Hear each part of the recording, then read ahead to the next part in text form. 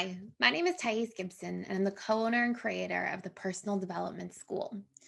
This is your daily breakthrough video, and in this video, I'm going to talk to you a little bit about why dismissive avoidants often pursue fearful avoidance in relationships. And this is basically based off of a question I had from one of our community members inside the school, where they post different questions in our members lounge, and I often make YouTube videos from them. So this question was, do dismissive avoidants ever pursue in relationship dynamics? Like,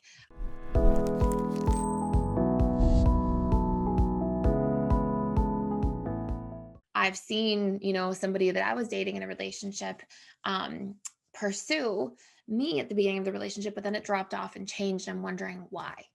And I really want to make this video about like how this happens, why it happens, what you can do about it, and how this tends to specifically apply to fearful avoidance in a relationship dynamic. Okay. So, what we have for all avoidant attachment styles is they're always, so that means just fearful avoidant and dismissive avoidant. So, both, not all. Um, they are always operating as they're getting closer and closer to people in relationship dynamics from like their feelings minus their fears. And their fears are basically made up of all their unresolved trauma, all the unmet needs from childhood that they think relationships are further going to take away from, all of the painful narratives they have about relationships. Oh, commitment will always end in pain or suffering, vulnerability is unsafe, I can't trust people, etc. All that stuff is stuff that needs to be reprogrammed, not just if we are um, looking to be successful in our relationships and have thriving relationships in our lives, but also if we want to be successful in life. And I don't mean like success as in like how much money we make. I mean like feeling as if we are thriving in life, feeling joyful, feeling fulfilled, feeling purposeful, having a sense of direction. Because what we have is as we go through life and have unresolved trauma, we have this sort of buildup of painful ideas we've accumulated because of painful emotional experiences from the past. So often what happens is if you're a child and you grow up, for example, in a home where there's lots of lying or cheating or stealing or whatever it might be, well, you're going to come out of your dynamic and you're going to believe that trust is impossible. Geez, if I can't trust people in my home, how am I ever going to trust a stranger? How am I going to trust somebody to get into a relationship where I don't know what they could be thinking at any point in time? And so it's not that we have to suddenly like trust everybody with our bank account and social security number or social insurance number or all of our information. We just need to be able to dive into the world and be able to see like red flags and address them and deal with them and be cautious, but be able to open ourselves to trusting and moving through that trauma. So that's just one example of all the different traumas and things we accumulate through life because of painful experiences from the past that honestly are an injustice if we keep taking them forward, right? Like it's already an injustice that you were exposed to a trauma at a young age where you probably couldn't properly resolve it, or at any point in life for that matter. But then it's a double injustice that then you go through life carrying that trauma around on your back in the form of a subconscious belief in your mind that you reproject out onto your external world all the time. And then it affects your relationships, your working relationships, how you believe, yourself to be able to succeed in your career financially. Like it spills into everything. That's why reprogramming and addressing things at the subconscious level is so important. And if anybody's ever wanting to dive into that stuff, emotional mastery and belief reprogramming course inside the personal development school. You have a 7-day money back guarantee if you're not over the moon with it, but like it will take you so clearly through a deep dive of identifying those unresolved narratives and then being able to reprogram them and heal from this stuff. So, really important. So, coming back to this idea, dismissives and fearfuls are like their feelings minus their fears, minus all these beliefs they have about other people, relationships, their unmet needs. And so what happens is because this so much governs the attachment styles and the way they interact with others, when fearful avoidants start off into a relationship dynamic, they're almost always very guarded. And so they're, oh, I can't trust, I can't open up, I don't want to be vulnerable either. And so often they're the closed down version of themselves.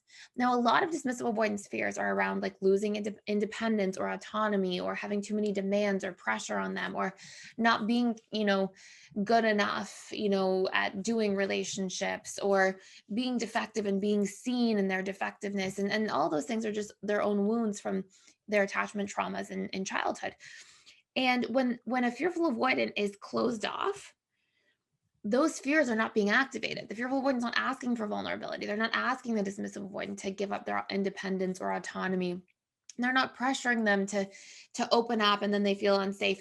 So what happens is, because of this dynamic, fearful avoidants are often sort of pulled back at the beginning, and usually they will be almost in the dating stage of a relationship, sometimes the even more avoidant of the two attachment styles in certain ways, not necessarily with their like desire for depth and craving for connection in a relationship, but in terms of their like availability to want to pursue something serious. Often FAs go into dynamics like this, like all guarded and somewhat afraid. And so the dismissive, they're just feeling their feelings. They're not, their fears are not really triggered or activated. And so then what happens is, if there's a mutual interest there on the dynamic, and vulnerability and fear-based stuff is not on the dismissive avoidance radar, they will often pursue in the relationship and be the driver in the dating phase, and really want things to move ahead and want to connect and all these different things, because they are okay to pursue when they don't feel threatened, when they don't feel like those wounds and those stories and those unresolved attachment traumas are going to be activated.